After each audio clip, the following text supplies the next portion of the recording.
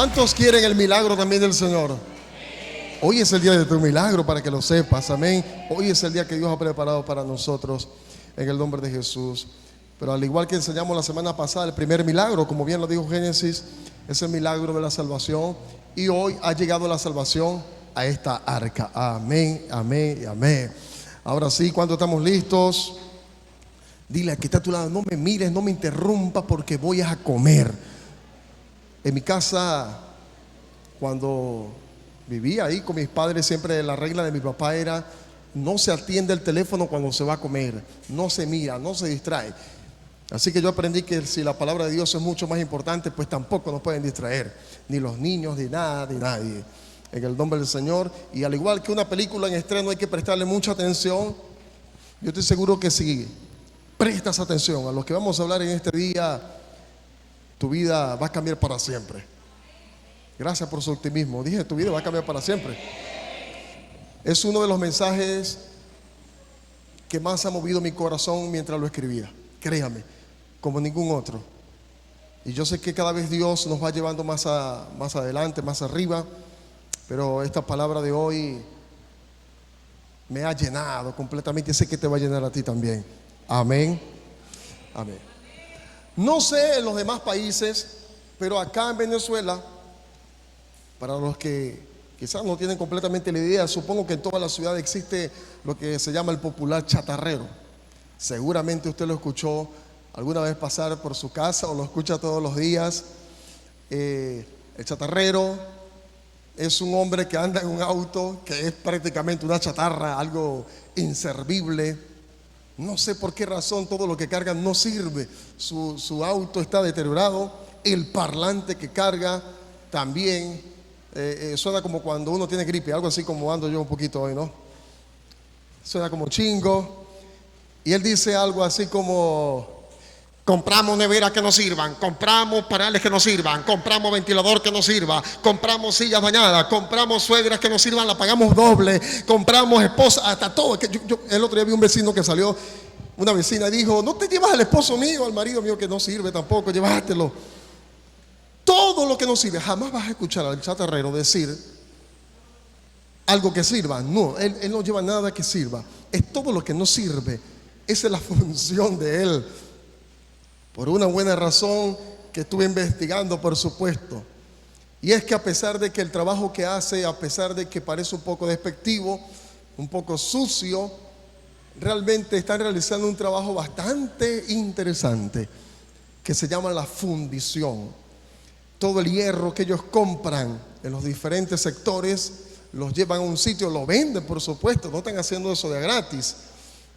Ese hierro lo funden, lo someten al fuego ardiente para luego de eso sacar una pieza nueva. No importa cuán deteriorado esté lo que se está comprando, no importa cuán oxidado esté, todo lo que se somete al fuego siempre sale como nuevo. Todo lo que se somete a altas temperaturas, algo tiene que suceder. Lo derriten, le duele, al pobre hierro dice: ¡ay, qué fuerte la candela! Pero sale nuevecito y posteriormente se vuelve a vender. Yo supongo que muchos de estos chatarreros, aparte de la tarea que tienen de comprar cosas dañadas, también deben tener otra vida muy afuera del sector que siempre visitan, donde andan bien vestidos, donde se visten elegantes y hermosos como yo, ¿verdad? Y entonces andan vendiendo el mismo producto que compraron que no servía, pero que ya fue pasado y sometido por el fuego, y lo andan exhibiendo. Acá está esta nevera que sirve, acá está esta cocina que sirve, y la están vendiendo con mucho honor. Pero solamente ellos saben el proceso que vivieron de comprar algo que no servía y convertirlo en algo que ahora sirve. Y al analizar, al chequear nuestra vida, de quiénes fuimos antes, número uno, nos hace ser humildes. Recordar siempre quiénes fuimos atrás, la escoria que fuimos, lo oxidado que estuvimos o que estamos. Uy, qué bueno por esos amenes. No esperaba escuchar amén en esa parte, pero bueno. El recordar quiénes fuimos nos hace ser humildes y nos hace vivir dependientes de aquel que nos compró, no con oro ni plata, sino con su sangre preciosa, para convertirnos en una preciosa pieza que fue transmitida por el fuego, pero se convirtió en algo muy valioso aquí y ahora. Amén. Ese es nuestro Dios. Y aunque la comparación parezca un poco ofensiva, sé que nuestro Jesús, bastante humilde es para aceptarla, porque realmente es la función de Él, aunque usted no lo crea. Jesús, de alguna manera, tiene la misma función que este chatarrero. Él anda diciendo: ando buscando matrimonios que no sirvan, páncreas que no sirvan, estoy buscando para comprar con mi preciosa sangre hogares que están destruidos, finanzas que están quebradas, para meterlas en el fuego y sean diferentes de aquí y ahora. Amén. Ese es nuestro Jesús. Insisto, aunque la palabra chatarrero sabemos que no lo es, pero esa es la función de Él. Insisto una vez más, no fue con oro ni con plata que nos compró, fue con su sangre. Si no lo sabías, eres exclusividad de Jesús. Él nos compró con su sangre, amén. Y eso es de celebrar. Hoy es una mañana de celebración. El apóstol Pedro, en su primera carta del capítulo 1, dijo: pues ustedes saben que Dios pagó un rescate para salvarlos de la vida vacía. Escucha bien, la vida ¿qué? Vacía, deteriorada, oxidada, que heredaron de sus antepasados. Porque la vida pecaminosa que en muchas ocasiones nosotros llevamos, realmente fue heredada de nuestros padres. Ninguno de nosotros fuimos malos o somos malos por mera casualidad, sino que lamentablemente hay una cadena que va siguiendo hasta la tercera y hasta la cuarta generación. Si mi padre fue un borracho, termino siendo un borracho. Si fue un enfermo de cáncer, termino enfermándome del cáncer. Es una sucesión, ¿sí o no? Hasta que aparece Cristo y nos compra con la sangre y se puede acabar la maldición. Pero la verdad es esa. Pero el rescate que Jesús pagó no consistió en oro ni plata, dice 1 de Pedro 1, 18 al 20, sino que fue con la preciosa sangre de Jesucristo.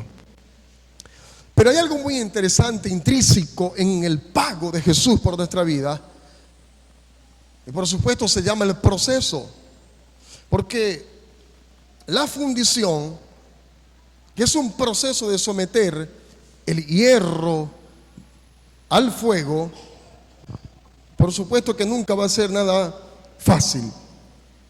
Y al igual que el chatarrero que compra los artefactos que no sirven para llevarlos al horno de fuego, de la misma manera el Dios creador de nosotros nos compra, pero nos lleva a un horno de fuego, metafóricamente o espiritualmente, y nos somete a ese fuego para ir fundiendo cada área de nuestra vida.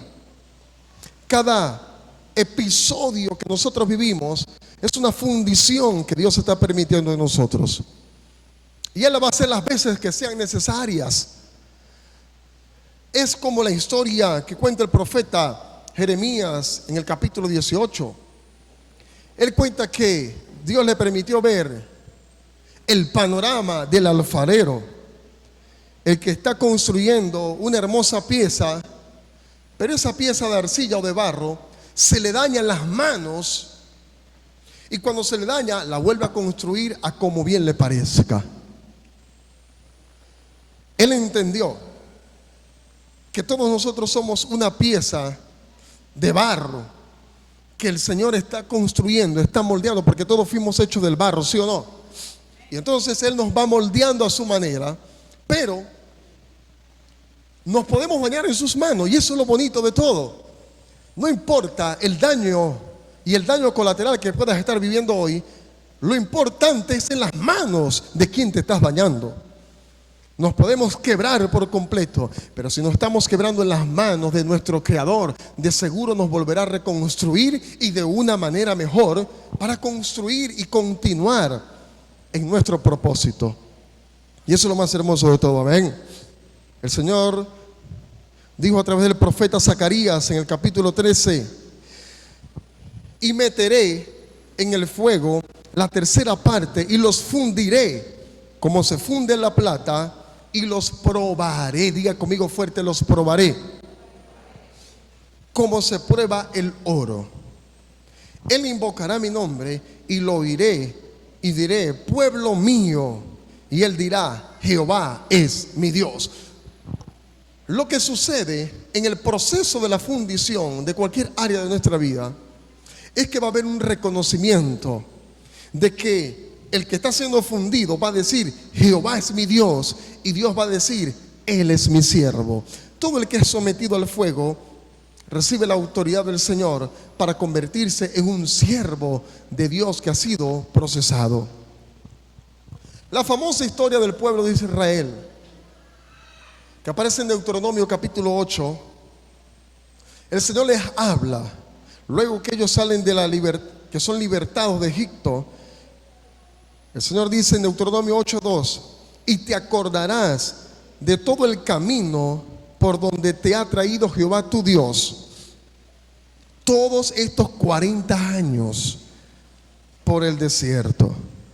Número 1, para afligirte, para probarte, para saber lo que había en tu corazón, si habías de guardar o no sus mandamientos. Y te afligió y te hizo tener hambre y te sustentó con maná, comida que no conocías tú ni tus padres habían conocido, para hacerte saber que no solo del pan vivirá el hombre, mas de todo lo que sale de la boca de Jehová vivirá el hombre. Tu vestido nunca se envejeció, ni tu pie se te ha hinchado en estos 40 años. Reconoce a sí mismo en tu corazón que como castiga el hombre a su hijo, así Jehová Dios te castiga. Fíjate que el Señor lleva al pueblo de Israel al desierto. ¿Para qué? Para afligirlo, para hacerlo pasar hambre, para que lleve sol.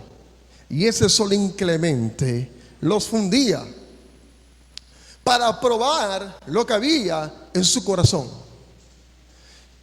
Y cuando entendemos esto, podemos ser tentados a decir, bueno, pero entonces ¿para qué voy a servir a Dios? Si lo que Dios quiere hacer conmigo es fundirme, es probarme, es hacerme pasar hambre, afligirme, entonces ¿para qué servirle? Pues esa es la garantía de la protección divina de Dios sobre nosotros. Todos necesitamos ser probados por el fuego para saber qué hay en nuestro corazón. El fuego nos quita la escoria y nos hace ser mejor. Nosotros le llamamos a un proyecto que comenzamos a realizar hace unos meses atrás, especialmente con los caballeros, le llamamos la forja. La forja precisamente es eso, es someter un hierro, una espada, al fuego ardiente para doblarlo y moldearlo a la imagen que se quiere llegar.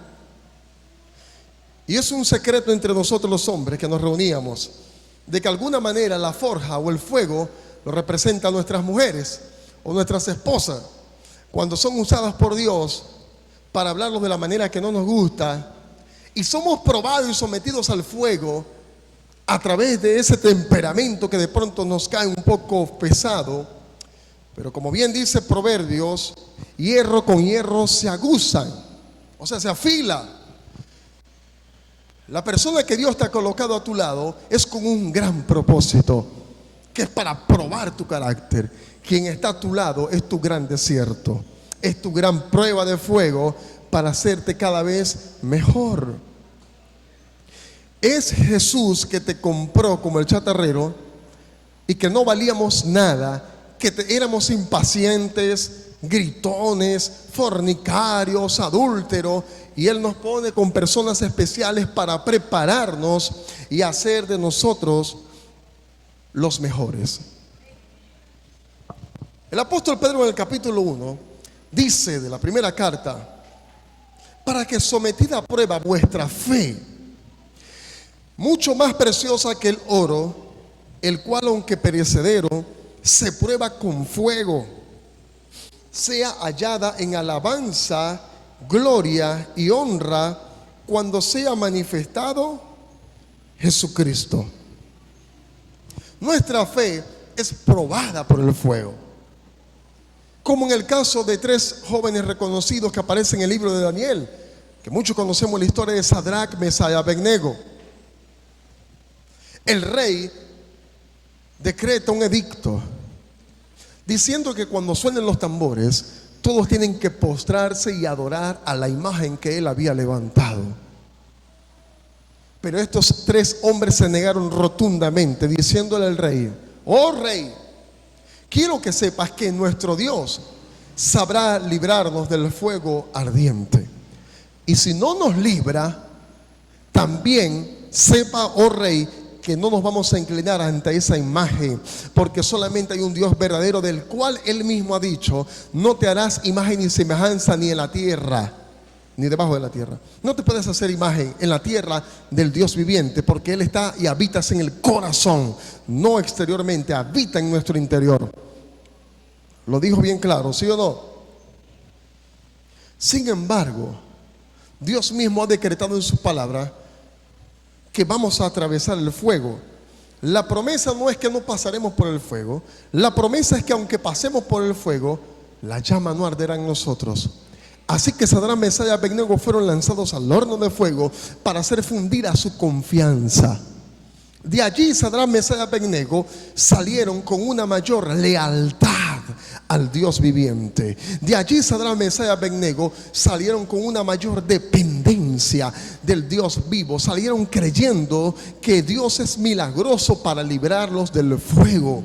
Eso es lo importante de entrar en la fundición en cualquier área de la vida, que podemos ver cómo Dios nos libra de la enfermedad, cómo nos libra de la muerte, y podemos decir: ahora confío más en ti. Así que por lo tanto el fuego siempre es bueno. Siempre el fuego saca lo mejor de nosotros, como saca de la roca deteriorada el oro brillante. Abraham fue un hombre que fue procesado por el Señor. Recibe una promesa de que Dios le va a dar un hijo. Dios le dice: te entregaré un hijo, porque es lo que él anhelaba en su corazón. Pero una vez que se lo entrega, Dios se lo pide a cambio. Y le dice: ahora dame tu hijo, al que más amas. Le estaba probando el corazón también. Lo mismo con Isaac, lo mismo con Jacob.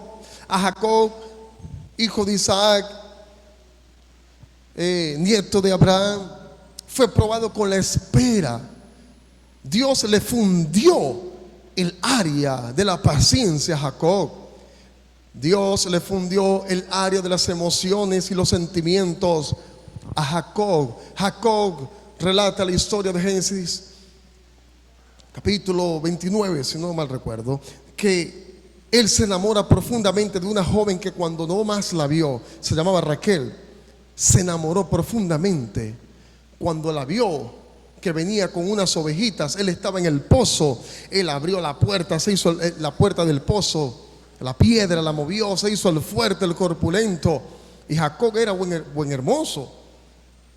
Un ejemplo, aquí está, algo parecido a mí era. Sí, de verdad. Y se llega Raquel y lo mira, y dice la Biblia que cuando Jacob la vio, lo besó. Jacob besó de inmediato a Raquel. Apenas la ve por primera vez y la besa de inmediato. Y no dice la escritura que la mujer dijo nada. O sea que le gustó el asunto. Así que los solteros, agarren tics, pónganse las pilas. Y se enamoró profundamente. Así que habla con el padre de Raquel, Labán, y le dice: yo quiero que me des a esta mujer, a tu hija, por esposa. Muy bien, yo te la puedo dar, pero tienes que trabajar para mí 7 años. Y Jacob estaba tan enamorado desmedidamente que dijo: estoy dispuesto. Así que tuvo el deseo de meterse voluntariamente a la forja. Digo: está bien, méteme en el fuego de esperar 7 años. Hay algunos jóvenes que la mujer le dice que no, las que están enamoradas de una vez se van. No, ¿cuánto tiempo estás dispuesto a esperar por aquella persona que te gusta? Él estuvo dispuesto a esperar 7 años. Y cuando se cumplieron los 7 años, llegó el momento más apreciado. Él quería abrazar a su Raquel. Pero relata la historia que Labán le jugó sucio, diciéndole: no es así en nuestra tradición. que se case primero la menor antes que la mayor. Labán tenía otra hija llamada Lea, que era mayor que Raquel. Así que según la tradición tenía que casarse primero Lea. Y Labán le dice a Jacob: si tú trabajas 7 años más para mí, yo te entregaré a tu Raquel, pero también te llevarás a Lea, la fea, porque dice la Biblia que era fea, mientras que Raquel era de hermoso parecer. Así lo dice la Biblia. No estoy haciendo aquí de inspecciones a la gente, a las mujeres. Lo cierto es que tuvo que trabajar 7 años más, 14 años por obtener el amor de su vida. O sea que tuvo que ser fundido, tuvo que esperar. ¿Sabes cuánto tiempo tuvo que esperar el abuelo de Jacob para recibir también la promesa de su hijo? 25 años. Dios le dice: te voy a entregar a tu hijo. Pasaron 25 años. Y aparte de eso, cuando se le entrega, le dice: entrégamelo en sacrificio, mátalo para mí. José, hijo de Jacob, Dios le muestra un gran sueño. Y aquí quiero que me escuchen con mucha atención los soñadores. Le dice que va a ser un hombre grande, que va a ser un gran gobernador, que va a ser reconocido, que va a estar en las grandes tarimas, que va a ser un hombre muy reconocido y muy bendecido. Sin embargo, lo primero que sucede es que sus hermanos se levantan en contra de él, lo lanzan a una cisterna, lo venden. José comienza a pasar un proceso de fuego, donde es encarcelado injustamente, donde es calumniado por los que lo rodean, pero finalmente del tiempo pudo salir el oro procesado y obtuvo una gran victoria. Ni hablar de nuestro amado Jesús, quien también tuvo que ser procesado por el fuego mucho más de lo que te imaginas. Así que la pregunta intencional es: ¿qué nos hace creer a nosotros que no vamos a ser procesados por el fuego? Mi pregunta sería: ¿por qué nos sorprendemos tanto de la prueba que estamos viviendo? Y estoy aludiendo a las palabras del apóstol Pedro cuando dijo en 1 de Pedro capítulo 4 verso 12: amados, no se sorprendan del fuego de prueba que les ha sobrevenido. Y aquí yo pienso que lo dijo así con sarcasmo, como que si alguna cosa extraña les aconteciese. Literalmente lo dice así: si no gozaos por cuanto soy participante de los padecimientos de Cristo, para que también en la revelación de su gloria os gocéis con gran alegría. Si sois vituperados por el nombre de Cristo, sois bienaventurados por el glorioso Espíritu de Dios que reposa sobre vosotros. Ciertamente de parte de ellos Él es blasfemado, pero por vosotros es glorificado. El Señor está diciendo: amados míos, mis queridos hijos, ¿por qué se sorprenden del ataque de enfermedad que les ha venido? ¿Por qué se sorprenden de la prueba en tus finanzas que estás atravesando? ¿Por qué te sorprendes del padecimiento que ahora estás viviendo como si alguna cosa extraña te está sucediendo? Lo que quiere decir que realmente lo extraño para un cristiano sería no estar en proceso de fuego. Cuando no estamos siendo procesados, ese es el preciso instante para nosotros extrañarnos y preguntarnos: ¿qué me está pasando? Porque todo hijo de Dios tiene que ser castigado en el fuego. Y la palabra castigado no es según como nosotros la vemos. La palabra castigado tiene que ver con la reprensión del Padre correcta, la exhortación correcta para que salgamos de la condición desfavorable y ser bendecidos por Dios. Así que a mí me llama la atención impresionantemente cuando gente me dice: pastor, es que está difícil el proceso y por eso no voy más a la iglesia. Y yo me pregunto: ¿será que es cristiano de verdad? ¿Será que entendió el evangelio de una manera muy diferente? Pero la realidad es que todo cristiano tiene que ser sometido a la prueba del fuego. El Señor va fundiendo cada área de nuestra vida. El Salmo 66:10 dice: nos pusiste a prueba Nos purificaste como se purifica la plata, dijo el salmista. Entonces Dios va a ir purificando, por ejemplo, nuestras emociones. Eso es un área de la vida. Cuando somos procesados como Jacob en la espera, cada vez que tú sufres una traición, cada vez que te decepcionan, cada hombre que vino a tu vida y te traicionó y te cambió por otra mujer o viceversa, cada vez que eso sucede, si de verdad estás sometido a la voluntad de Dios y te dices ser llamado cristiano, déjame decirte que esa es la forja, no lo dudes. Ese es el preciso momento en el que Dios te está mirando y está diciendo, llegó tu día. Escucha bien, el día que comenzó la prueba en tu casa fue el día que Dios llegó y dijo, hoy vine para procesarte. Y nosotros tenemos lamentablemente la impresión de lo contrario. Llegó el proceso, fue el diablo y Dios se fue. Y déjame decirte que es todo lo contrario. Cuando llega el fuego de la tentación, de la prueba, es el preciso momento en el que el Señor tocó tu puerta. Hijo, vengo a permitir una enfermedad en tu vida para que a la postre puedas ver mi manifestación y mi gloria y puedas reconocer que yo soy tu Dios, que te voy a guardar en medio del fuego, te voy a guardar en medio de la inundación. En ese preciso momento que la prueba llega a tu casa, es el momento en el que Satanás se fue. Yo sé que nunca lo habías escuchado de esta manera, pero el diablo no llegó cuando te llegó la enfermedad, cuando te llegó la prueba. Llegaron los ángeles a protegerte, porque hay un gran propósito contigo y no te morirás antes de que lo veas cumplido. En ese momento que somos procesados es cuando aparece nuestro amado Jesús. Fue lo que le sucedió a Sadrach, Mesach y Abednego.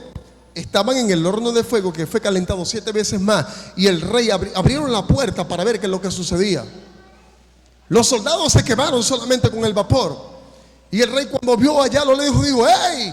Yo lancé 3 hombres en el horno de fuego, porque veo un cuarto hombre como el Hijo de Dios, como un ángel, y se pasea y no se están quemando. Porque cuando te meten al fuego, aparece Jesús en medio del fuego protegiéndote. ¿Sabes qué sucedió? Ellos fueron sacados del horno y ni siquiera sus cabellos olían a quemado. Y salió un producto nuevo para ser exhibido cumpliendo la voluntad de Dios. Cuando tu sueño comienza a ser fracturado, aquí voy, cuando tu anhelo y tus metas comienzan a ser fracturadas, tú le llamas fracaso, pero Dios le llama un paso más para la victoria. Estás más cerca de tu victoria. Cuando te tropiezas con el hermano o con la hermana que te trata un poco mal, ahí Dios está procesando tu carácter. Ya hablé de las emociones, hablo del carácter ahora. Y uno dice, esta hermanita o este fulano o esta persona, ¿por qué me trata así? Escúchalo bien, lo repetiré en otras palabras. Cuando te llega la suegra a tu casa, diga usted, llegó Dios a procesarme. No el diablo, llegó Dios. Cuando llega la que te cae mal, no, es el Espíritu Santo que lo está permitiendo para molarte. Hierro con hierro se afila. Me está afilando la paciencia. Cuando tu esposita se le explotaron las cotufas, usted dice, gracias Señor, te apareciste porque me ama y quieres moldear mi carácter. Alábalo y disimula. Dijera Gigi Ávila, que ya está en la presencia del Señor. Pastor, pero hábleme de la finanza. Mire, no se me da la cosa. Me tocó la deuda, me tocó ese momento difícil, me estoy llenando de preocupación y de ansiedad. No veo nada en mi hogar. Bueno, primero tenés que diezmar y ofrendar para que eso es parte también, como lo decía mi esposa hace un momento. Nadie dijo amén. Dios te procesa también en tus finanzas para hacerte entender que Él es el dueño del oro y de la plata. A veces llega a nuestro hogar y nos toca la puerta esa cadencia y decimos, wow, pero no tengo nada. Nada está pasando, Señor, que pase en mi finanza. ¿Cuántos han vivido esos momentos de crisis financiera? Yo creo que todos hemos pasado por ese proceso de fuego. Pero a ver, si nuestro Padre es el dueño del oro y la plata, ¿no crees tú que Él mismo lo está permitiendo para hacernos depender más de Él que del dinero? Él lo está haciendo. Él lo está permitiendo. Pastor, pero ¿cuál es la base bíblica? Romanos 8:28. Para los que amamos a Dios, todas las cosas nos ayudan a bien. Ahora, si usted no ama a Dios, ya ese es otro cuento. Pero a los que lo amamos, y yo creo que en Arca Mundial amamos a Dios, y los que nos ven afuera, amamos a Dios, ¿sí o no? Estamos dispuestos a seguir adelante a pesar del proceso. Lo anhelamos, amamos a nuestro Dios. Pero lo más importante, interesante, y entro en la mitad del mensaje. Y entro, si se puede decir, en la médula de esto que estamos hablando, en el centro. Lo que Dios va más a probar, aparte del carácter, de las emociones, de las finanzas, o de lo que sea, es lo que más amamos. Independientemente del área emocional o financiera que pertenezca, Él va a probar es lo que más amamos. Abraham no amaba nada más tanto como a su hijo, y Dios le pidió el hijo. Si hubiese amado más a la mujer, Él hubiese pedido a la mujer, pero le pidió el hijo. ¿Por qué? Porque era lo que Él anhelaba. Escucha bien, lo que más amamos es nuestro sueño, lo que hemos anhelado por años. Eso es lo que Él nos va a pedir. ¿Qué es lo que tú más amas? No sé. Siempre hay algo. O tarde o temprano lo vas a tener.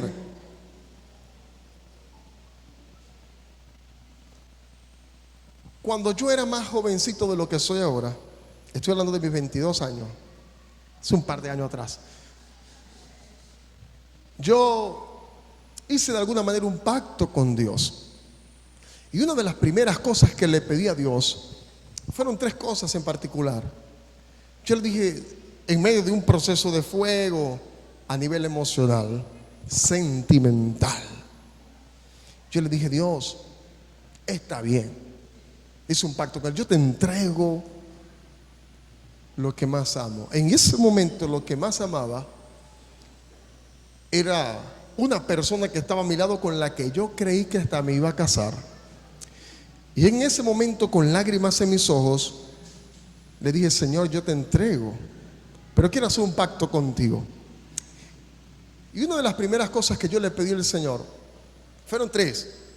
Una, le dije: bueno, quiero que me bendigas con una buena esposa, que sea tu hija verdaderamente, en el tiempo que tú lo predestines. Iban a pasar 10 años después de eso. Número 2, te pido que por favor me des un buen ministerio donde yo te pueda servir fructíferamente. Y número 3, quiero que me des hijos o un hijo. Así que yo arribé a la misma petición de Abraham. Dios ha sido tan fiel que me entregó una hermosa esposa que está aquí a mi lado. Todos la pueden ver allá. Él ha sido fiel, aunque tuve que ser procesado en el horno de las emociones y de los sentimientos. Me quemé mucho, pero siempre el Señor vendó mis heridas para darme un éxito al final.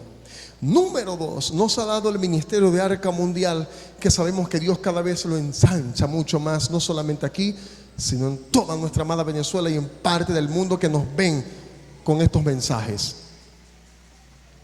Pero donde yo creí que llegó fue el diablo y Dios se fue en la tercera petición. ¿Cuál fue la tercera petición? Un hijo. Y el año pasado, 2024, mi esposa y yo muy emocionados, porque apenas nosotros vamos para 2 años de casados. Y los que han tenido hijos sabrán cuán emocionante, cuán regocijante es poder estar embarazados y tener un hijo, ¿verdad? Así que Dios estaba a punto de cumplir mi tercer sueño cuando me enteré que mi esposa estaba embarazada. Pero para hacerte la historia larga corta, después de 3 meses de embarazo, cuando fuimos a hacer una de las pruebas de chequeo, donde se suponía que íbamos a escuchar los latidos del corazón de nuestro bebé, ese día no se escuchó nada. Lo que se escuchaba era una fría máquina sonando allí, el doctor haciendo zoom para ver si lograba entre el saco gestacional ver algo, pero no veía nada. Y vino el momento más difícil de mi vida cuando él transcribió embrión muerto. Lo que yo más anhelaba en mi corazón era un bebé, era un hijo y aún. Pero Dios me escuchó en ese momento, pero quiso meterme en la forja. Yo anhelaba un hijo, me lo entregó, pero después permitió que me fuera quitado, al igual que Abraham. Una prueba bastante dura, una prueba bastante difícil, pero todos siempre vamos a ser procesados en lo que más amamos. Amén. Y hay una historia que también tiene que ver con todo lo que te cuento, que te quiero contar para ir finalizando ya. Es una historia que escuché hace poquito, estos días, de un joven llamado Georg Foreman. Este es un joven que creció en una familia bastante pobre, y por ser tan pobre y de color oscuro, el desprecio y el bullying que le ocasionaban a este pequeño joven pobre era bastante difícil. Una historia de la vida real, lo cual lo llevó a una depresión interna que fue manifestada en ira, en enojo, en rabia. Este joven prácticamente creció sin esa dirección de amor de los padres, hasta que, convirtiéndose en un adolescente, conoció a un hombre que Dios usaría para cambiarle la vida para siempre. Un hombre que lo vio por primera vez cuando él tuvo un ataque de ira, golpeando a unos cuantos compañeros de la escuela de policías en la que él estaba haciendo sus pasantías o su tiempo. Y este entrenador de boxeo vio que tenía un gran potencial. No se enfocó en la escoria de su ira, en el hierro oxidado que envolvía a Georg Foreman, sino que vio que había un potencial dentro de él. Tenía mucha potencia en sus puños, era un hombre de mucha fuerza. Así que este entrenador lo llama y le dice: yo te quiero entrenar. Estaba a punto de ser descalificado de la escuela en la que estaba porque había golpeado a muchos, pero finalmente el entrenador lo toma y lo lleva a su gimnasio para entrenarlo. Y ahí comienza un entrenamiento arduo. Cuando lo coloca a pelear, o lo que bien llamaba el entrenador deporte, porque él dijo: yo siempre peleo en las calles. No, pero el boxeo no es pelea, es deporte. Y cuando lo comienza a entrenar juntamente con otro, el hombre estalla en ira y le dice: así no son las cosas, tienes que trabajar con la mente.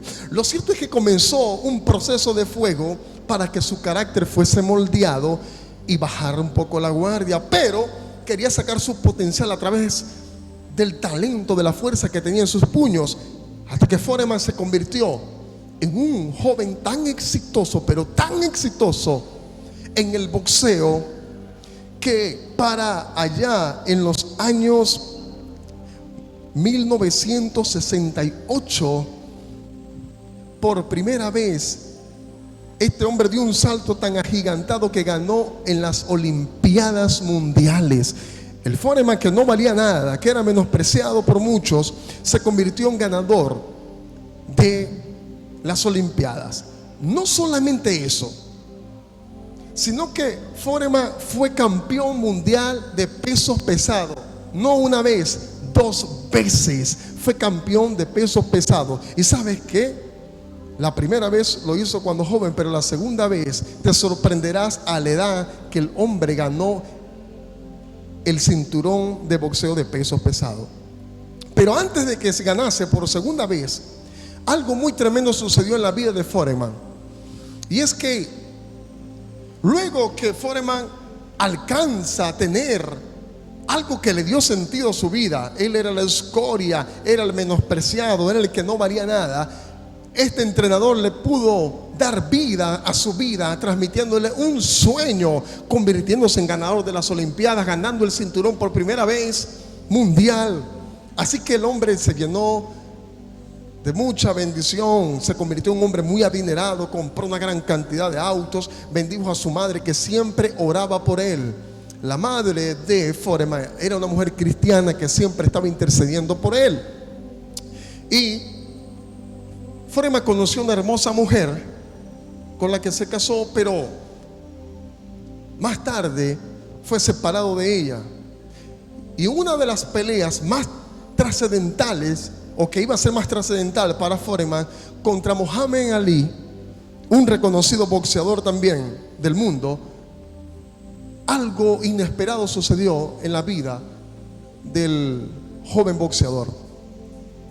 Y es que luego de que por una estrategia inusual o poco común para Foreman de este Ali, una estrategia donde en los primeros rounds Muhammad Ali nunca se arribó encima de él a golpearlo, sino que la estrategia de él fue cansarlo. Y Foreman, como una bestia adentro, comenzó a golpear desmedidamente contra Ali. Ali lo que hacía era esquivarlo, hacer resistencia. 6 rounds Muhammad Ali prácticamente nunca golpeó, pero Foreman desmedidamente daba golpes y golpes, hasta que finalmente la estrategia de Ali lo destruyó por completo. Dando unos pocos golpes, Muhammad Ali lo destruyó, cayendo sobre la lona, y se vino abajo toda la carrera de George Foreman. Pero lo más difícil estaba a punto de acontecer, y es que cuando George está en la parte interna, en los camerinos del ring del gimnasio del boxeo, algo comienza a palpitar fuerte en su corazón.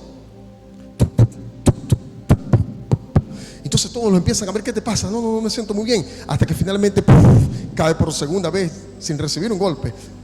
Recibió fue un golpe al corazón y prácticamente cae infartado. Y se acuñó la frase que la puedes googlear: la primera vez que morí a mis 28 años. Foreman murió en ese instante, a sus 28 años. Lo llevaron fulminado al hospital, pero luego de quizás un par de horas que Foreman está muerto sobre la cama del hospital, él comienza a escuchar unas voces en su interior que le hablaban: ¿crees o no crees en mí? Porque meses atrás Foreman había renegado de Dios por la muerte de algunos familiares. De hecho, cuando oraban para comer, la madre decía: Foreman, oremos, demos gracias a Dios. Madre, yo fui el que compré la comida, decía él. No fue Dios, renegaba de Dios. Pero en ese lecho de muerte hubo un impacto sobre él, hasta que repentinamente el espíritu de Foreman volvió al cuerpo de este hombre oscuro y revivió, y todos los doctores quedaron impactados. Es una historia de la vida real, no es ficticia. Y estando allí en ese momento, comienza a hablar: conocí a Cristo, Cristo se metió adentro de mí. Así lo dice literalmente. Ahora ya no estoy viviendo yo, es Cristo en mí, es Cristo en mí. Oh, estoy resucitado. Y se va corriendo a donde están unas duchas. He sido purificado, el fuego me ha purificado, hoy estoy siendo bautizado. Y comienza a mojarse. Y no, pero cálmate. Foreman comienza a ser entrenado ahora, pero por un pastor, por un hombre cristiano, y Foreman es bautizado y se convierte en evangelista. Escucha bien, todos los boxeadores comienzan a decirle, sobre todo el entrenador: ya estás bien, volvamos al boxeo. Y Foreman dice: aunque me paguen todos los millones de la vida, nunca más volveré a montarme en ese escenario del ring de boxeo, porque ahora yo soy un evangelista del Señor. Y lo vas a ver con Biblia en mano, predicando en las calles abiertamente. Luego de eso iban a transcurrir 10 años de pastorado. Comenzó como evangelista y terminó siendo pastor. 10 años olvidado totalmente del boxeo. O sea que Foreman llegó a los 45 años siendo un pastor. Abrió un gran gimnasio donde entrenaba a otros jóvenes. Pero la historia no continúa allí, no termina allí, perdón. Sino que viene lo inesperado. Una crisis financiera, un fuego de prueba financiera los ataca una vez más. Quien fue siempre su contador por años, siempre lo estuvo robando. Inesperadamente las luces del gimnasio se apagaron. ¡Puf! Tenían una deuda inmensa en la electricidad. Así que lo final es que todo su gimnasio fue embargado, fue quitado totalmente. Se le cerraron las puertas y vino una crisis económica para la vida de George Foreman impresionante. Cayeron en la ruina, quedaron en la nada, pero ahora sufriendo por la causa de Cristo, porque ahora era pastor. Y cuando yo escuchaba de la historia, leía de la historia, me sorprendió y nunca pensé que este Foreman iba a volver a lo que prometió, que nunca iba a regresar. Después de 10 años, dándose cuenta que ahora el pastorado como que no le da nada, parecía que las ofrendas a los feligreses no le alcanzaban, decide volver otra vez al ring de boxeo. A lo que por supuesto su madre le dice: estás loco. Su esposa le dice: prometiste, juraste por tu vida que nunca más volverías al pasado. Y Foreman comienza a frustrarse. Y cuando yo leía la historia de que, y también hay una película que les recomiendo que la puedan ver, disculpen el gran spoiler que estoy dando, pero es una realidad.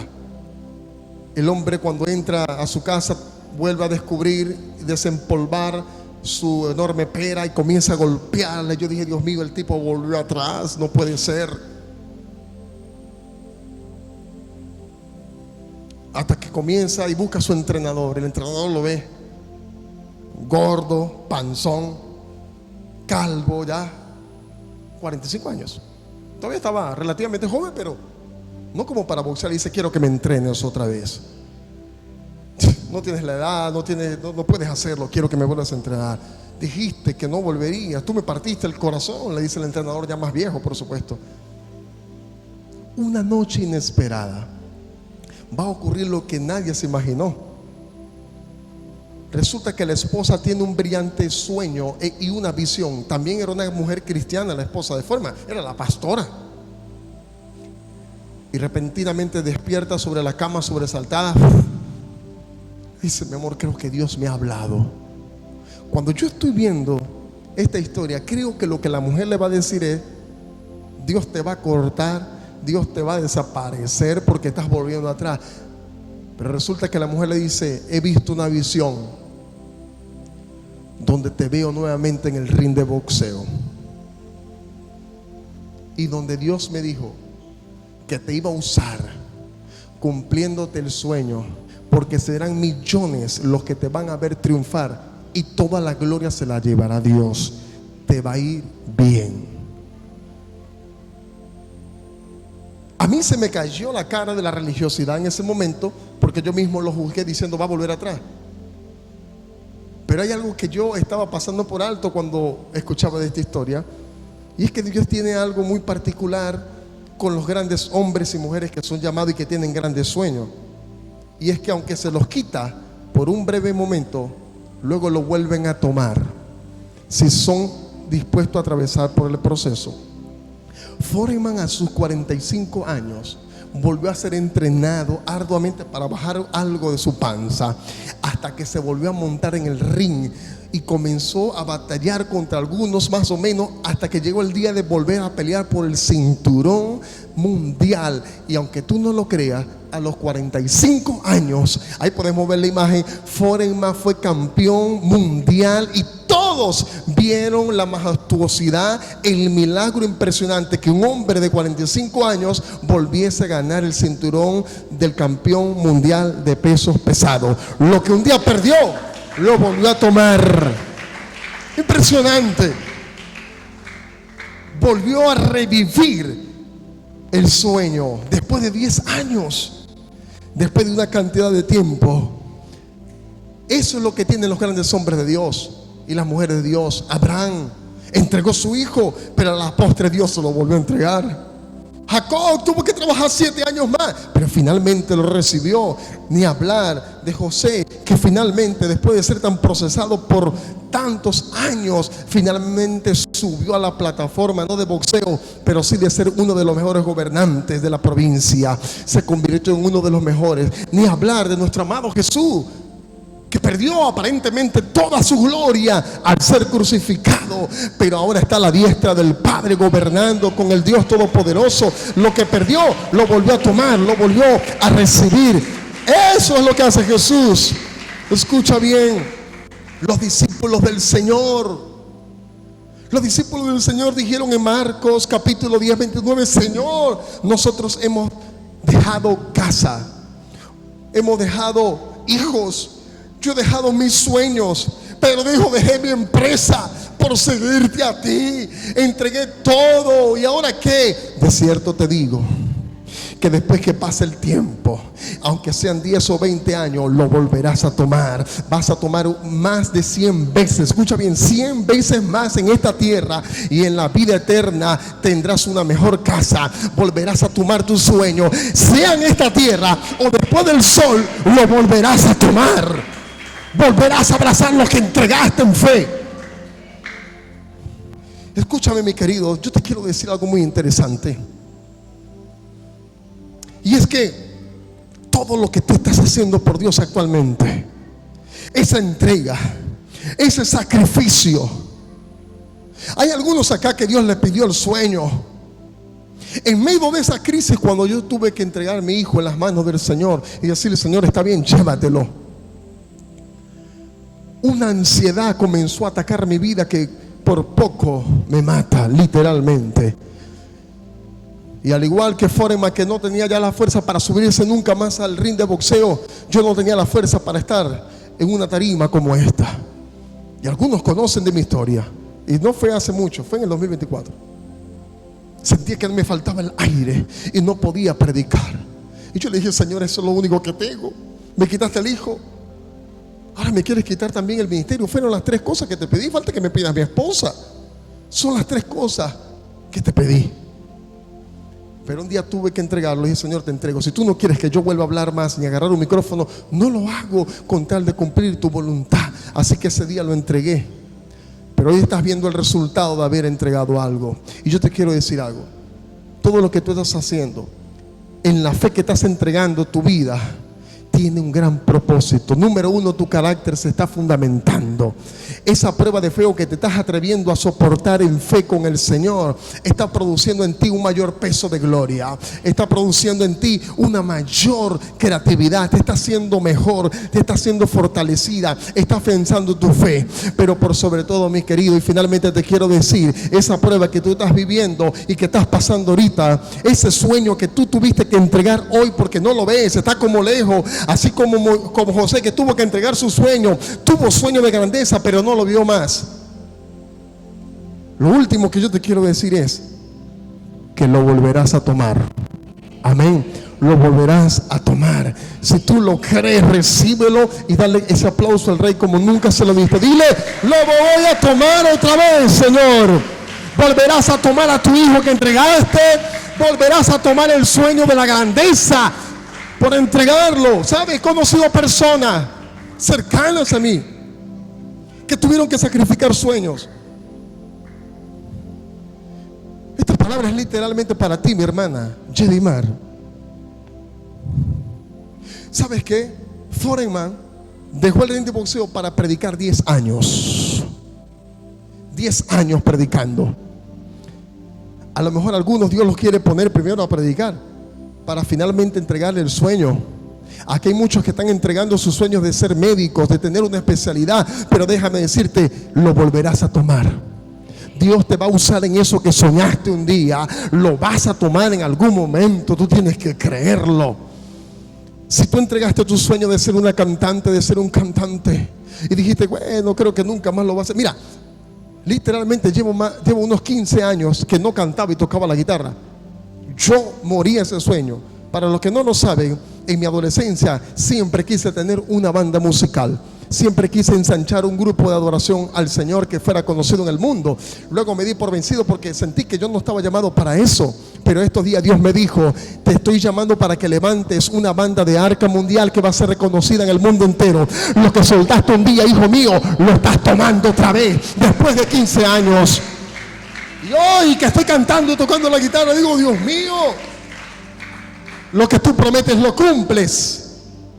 Si Dios te dijo que entregaras a tu esposo en el altar, es porque lo volverás a tomar, sea en esta tierra o en el cielo. Pero de que lo verás a los pies del Señor, en el nombre de Jesús. Amén. Por favor, colócate en pie conmigo y vamos a agradecer a Dios por esta palabra, porque lo volverás a tomar, lo volverás a tomar, lo volverás a tomar. Lo que tú entregas hoy lo vuelves a tomar mañana. No sé cuánto tiempo va a pasar, pero lo volverás a tomar, lo volverás a abrazar. Pero lo más importante, escúchame bien, es que lo puedas soltar. Diga conmigo, tengo que soltarlo. Tengo que soltarlo. Eso es lo más importante de todo. Y eso es lo difícil. Dile al Señor, Señor, tú me conoces, tú sabes todo de mí.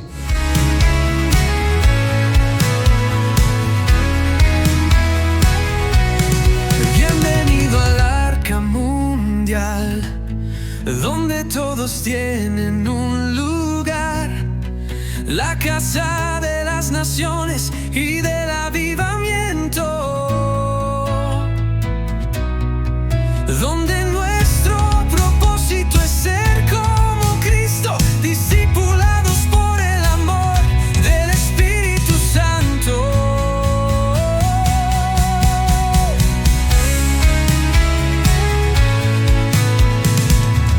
Bienvenido a la arca mundial, donde todos tienen un lugar, la casa de las naciones y del avivamiento, donde nuestro propósito es ser como Cristo, discipulados por el amor del Espíritu Santo.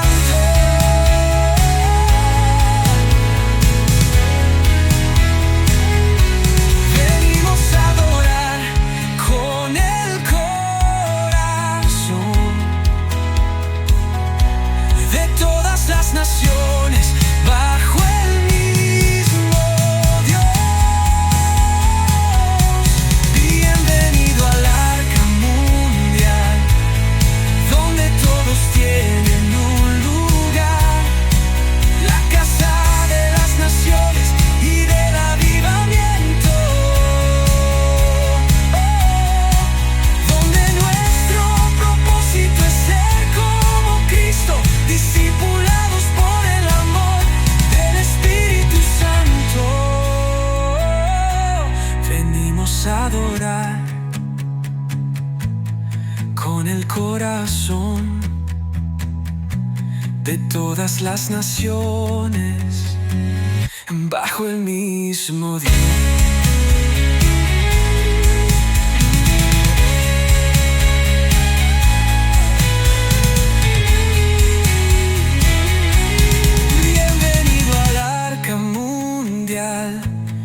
Donde todos tienen un lugar, la casa de las naciones y del avivamiento.